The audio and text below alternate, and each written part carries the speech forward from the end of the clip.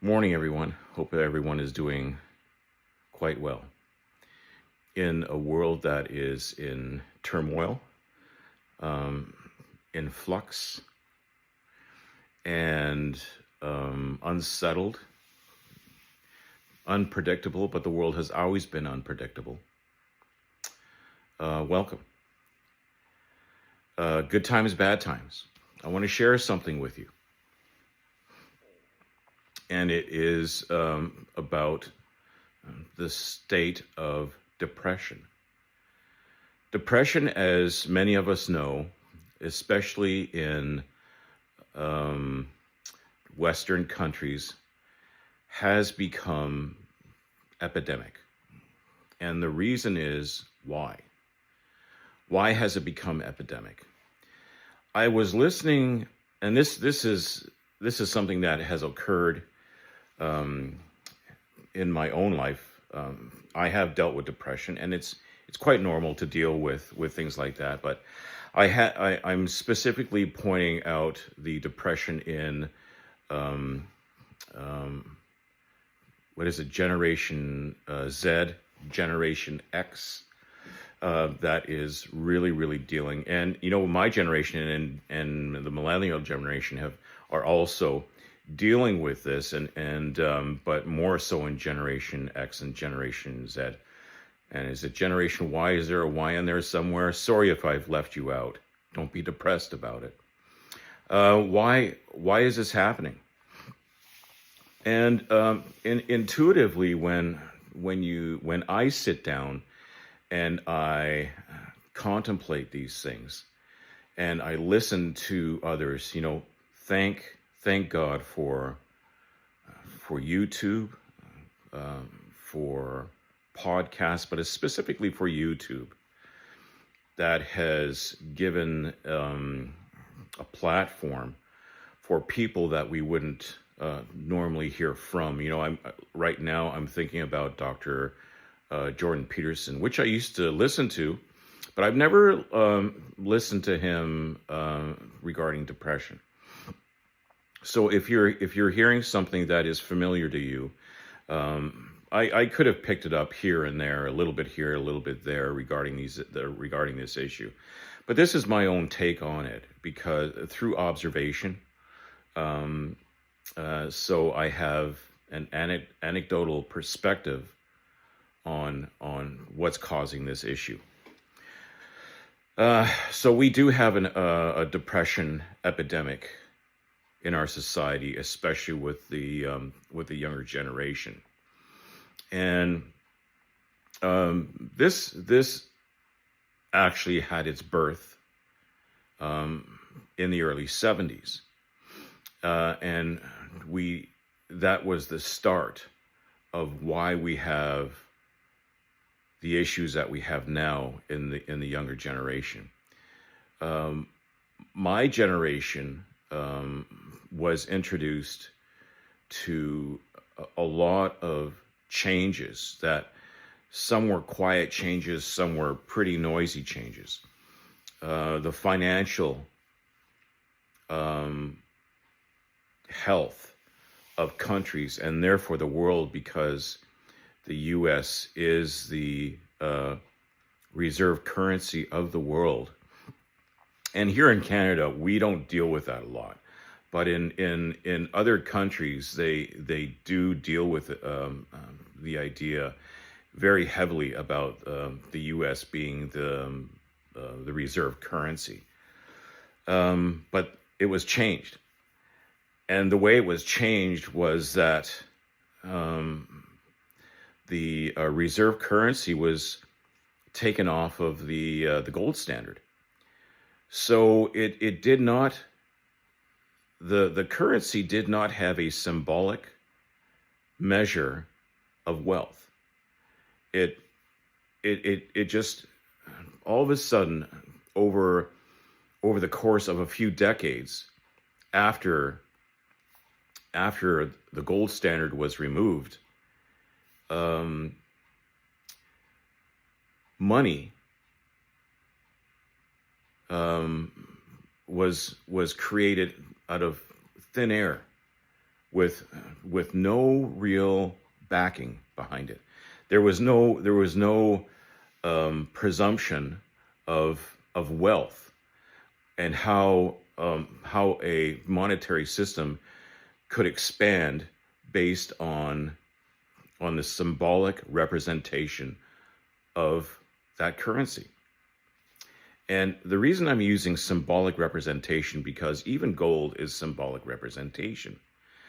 It's, for thousands of years, gold and silver have been used as a measure of wealth, because it takes tremendous amount of human effort and human capital. And human capital, I'm also talking about equipment, land resources. That is also should be considered human capital, because its base is always human capital. So that was taken away. So money has no real value. And of course, what has happened over the course of time, not that it hasn't happened before, because it has. Since the early 1900s, this is actually being happened. But the whole process of the devaluation of money has really started from the removal of the gold standard. And now what do we have today? We have a hyper accelerated society where the vast majority of the younger generation can't afford to purchase a home. The younger generation cannot afford a one-bedroom apartment that they can live on their own or live with a friend. So they can't afford to purchase a car. Now you may say, well, Dave, I see lots of people on YouTube with a car. Yeah, those are actually exceptions, and I'm going to make another video on people on YouTube as well, and how we get a really super distorted view of the health and wealth of society. But I digress. Let me try to keep my focus here. So we have, to this day, 2025, we have a generation of young people that cannot afford to sustain themselves. And then there was the Roe versus Wade. Roe versus Wade, for many of you that do not know, is a court decision that was made that legalized abortion. So this was all part of the free sex revolution, which, from a man's perspective, you could say, well, that's the happiest time of a man's life. Free sex revolution. Yippee-ki-yay. But we're finding out that it's backfiring.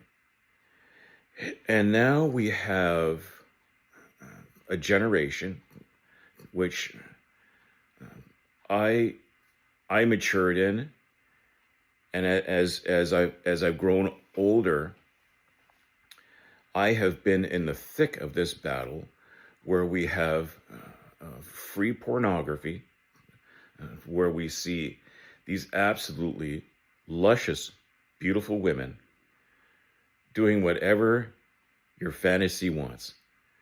And what's the old song from Simon and Garfunkel?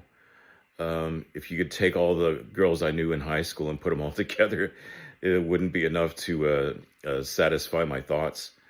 But this is what we have now. And now you'd think, man, we must be pushing out babies like nobody's business, because if you're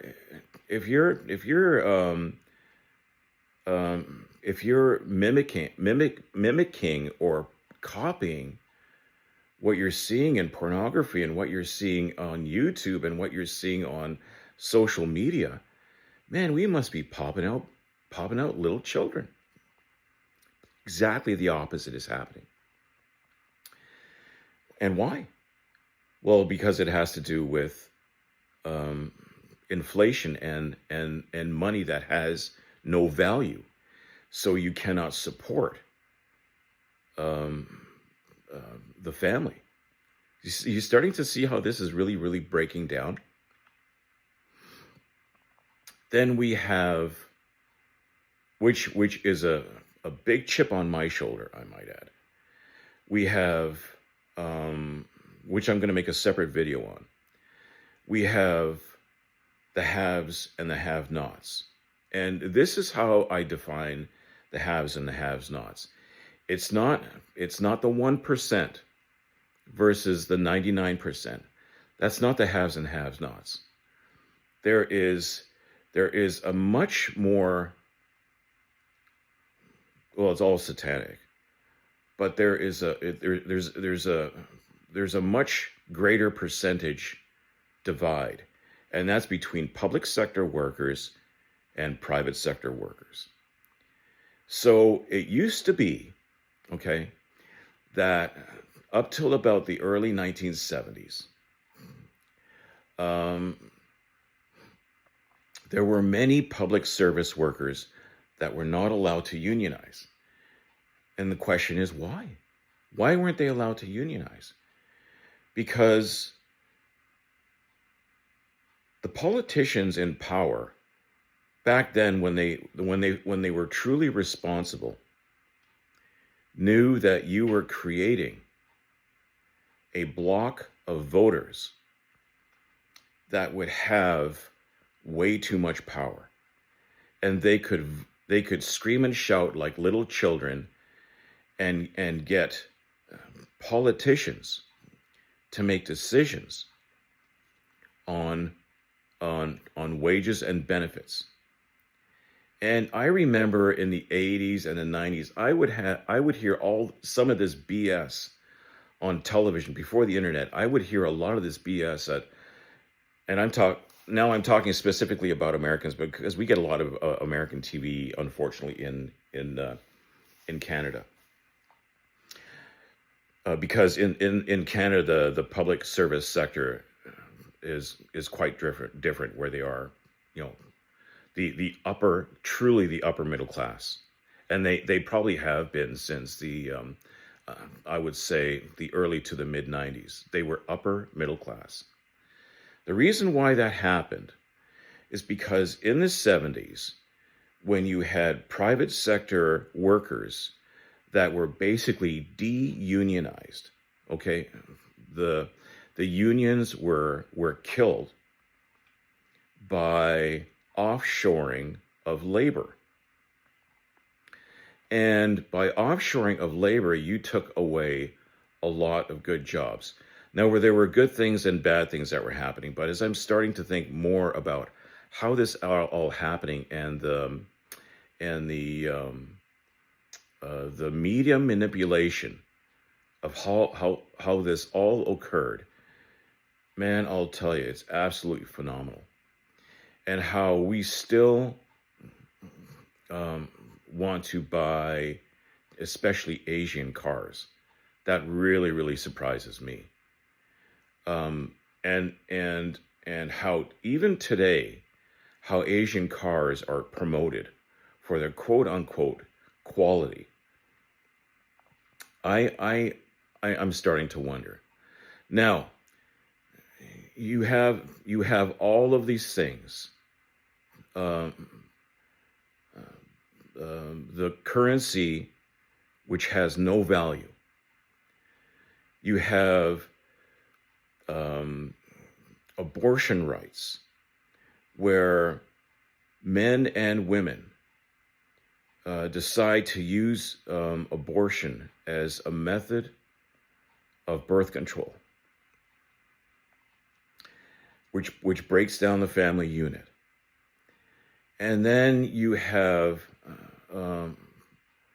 wages and skills removed um, from the social conscience and from the pocketbooks of especially men, okay? You have it removed. And now we have a result. We have young men and young women, but specifically young men, that are walking around in states of depression. And they have ADHD, where the media has created a mental disease of young men especially, and partially of young women, who walk around like people that need a hockey helmet on their head because their minds are bouncing back and forth and they can't concentrate. You know, and you wonder why these young men are in depression, because they look back at a generation that was, and the media to this day tells these young people when they're getting out of school that you should go to higher levels of education, where many of the degrees have absolutely no function for getting work. None. Now, many of these degrees, I might add, can be broken up into elective courses that are very, very beneficial. Whether it's history, whether it's psychology, whether it's geography, whatever the case may be. But if those courses are not turned into something that can get you a job, then it becomes worthless. And so the younger generation, as soon as they get out of high school, they are encouraged to get a loan. We encourage them as parents to get these kids into debt. So we place them in enslavement right when they get out of school. And you're wondering, why are these kids dropping out? Well, the question itself is stupid, right? Because we enslave these young people with a hardship that is almost unbearable in your 30s and 40s when you do have a job. But now, when they don't have a job, where they're encouraged to go to higher education, where the vast majority of the degrees go nowhere, and they create. There's another thing that they create. These educational standards create inflation, where they have something called undergraduate and postgraduate degrees. You know, I can't imagine in engineering or in even many parts of medicine where you do not need a postgraduate degree, where within 4 to 5 years you can have a license or a certification in a higher end profession,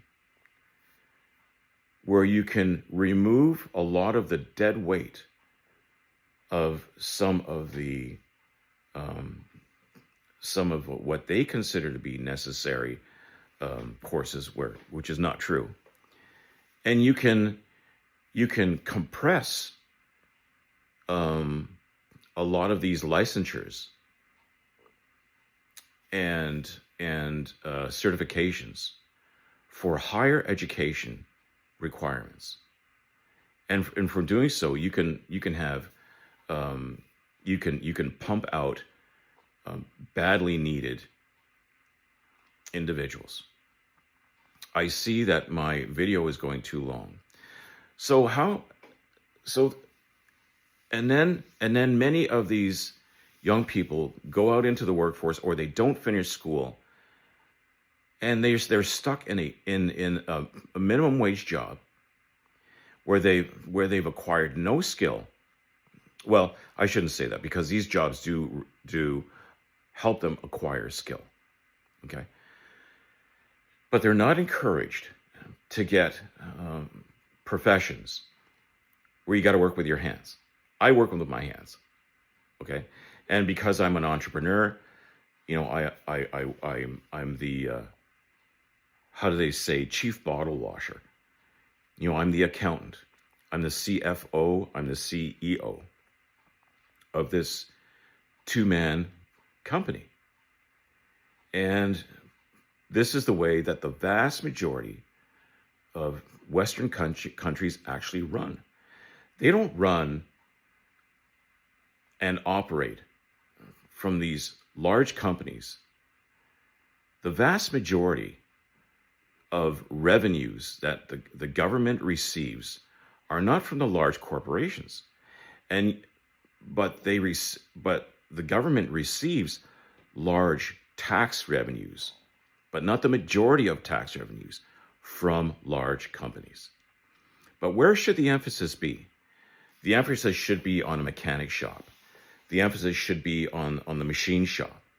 The emphasis should be on the cabinet shop. The emphasis should be on small manufacturers that actually make stuff. That is where the emphasis should be. And that is where we have to direct the younger generation to reevaluate what to expect in life, and not be bamboozled into the ideas that are stuck in their heads from a very young age, what life is really about. And it started in my generation, by the way. I had made a previous video on how my generation has been corrupted. And now that we've raised a new generation, how we see this corruption really, really coming to its completion. Because after this generation, we're already starting to smarten up. But after this generation, I can see that, and not after, but during this new generation, I see the tides turning, but it's a slow turn. And the younger generation that is going to move most quickly on rejecting many of the things that my generation was tricked into, those are the ones that are going to excel the most. Man, I've got so much to say, but I'm having a run-on video, and I don't want to. Most run-on videos aren't going to do very well. So we're going to bring this up in future subjects. So depression is are the young generation's expectations that are not met from their own self-analysis. Okay, their expectations are not met. They become angry, and they become disheartened. And one of the other reasons behind that is they have no spiritual foundation. I took my children to church almost every Sabbath until about 4 or 5 years ago, where I about 4 years ago actually stopped going to my local church. But I'll express that in another video as well, if I do remember. So they have no spiritual strength. They are um, their expectations that society gives them are almost impossible to achieve.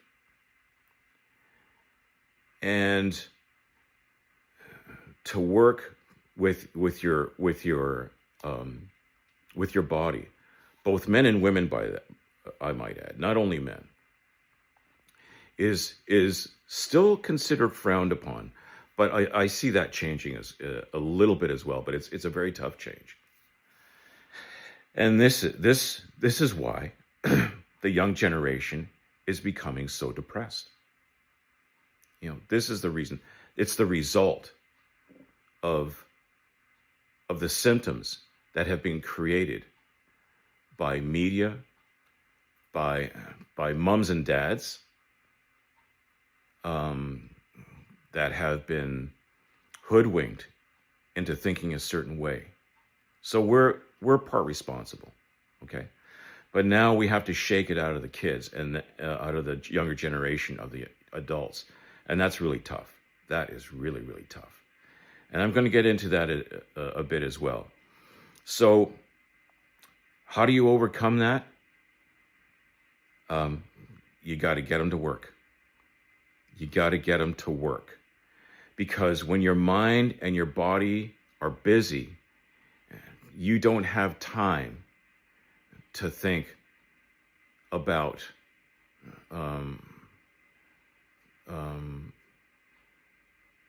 what you're going through financially. There's other things that we have to change as well. And this obviously is a big, big topic, because as I'm going on and thinking about this, there's more and more things coming up. I have to make in several videos. So let's start there. Depression is the result of unrealized expectations. This is the foundation of the modern day depression. ADHD is another issue that is caused by media. We're well aware of that now. This is not anecdotal. We know what it is now.